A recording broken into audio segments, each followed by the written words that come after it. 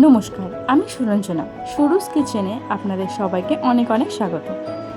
আজ আমার চ্যানেলের প্রথম ভিডিও, তাই ভাবলাম বিশেষ কিছু দিয়ে শুরু করা যাক। আজ আমি আপনাদের সাথে শেয়ার করব একদম সহজ পদ্ধতিতে তৈরি রুই মাছের মুইঠা। এখানে আমরা রুই মাছের পিসগুলোকে নুন হলুদ দিয়ে সেদ্ধ করে ভালো করে বেছে নিয়েছি।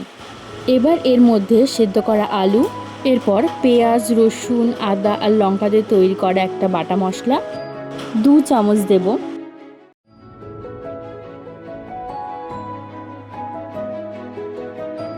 এবং বাইন্ডিংয়ের জন্য দেব পরিমাণ মতো বেসন দেওয়ার পরে এখানে কিছু ধনেপাতা অ্যাড করে দেব।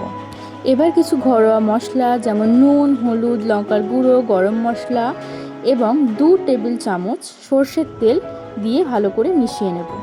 এরপর ভালো করে হাত দিয়ে চেপে চেপে মুইঠার আকার দিয়ে নেব।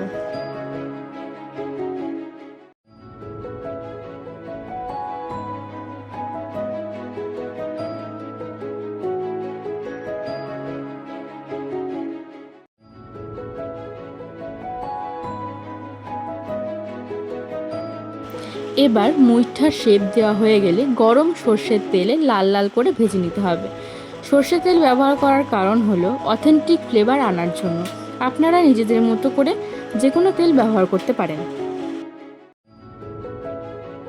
এবার মুইঠাগুলো তুলে নিয়ে ওই তেলে গোটা গরম মশলা ও তেজপাতা ফোড়ন দিয়ে তাতে আমি সামান্য চিনি দিয়েছি শুধু সুন্দর রঙের জন্য, এটি একেবারে অপশনাল।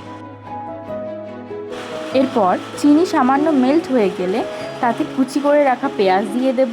এরপর পেঁয়াজ সামান্য নরম হয়ে গেলে তাতে কুচি করে রাখা টমেটো দিয়ে দেব।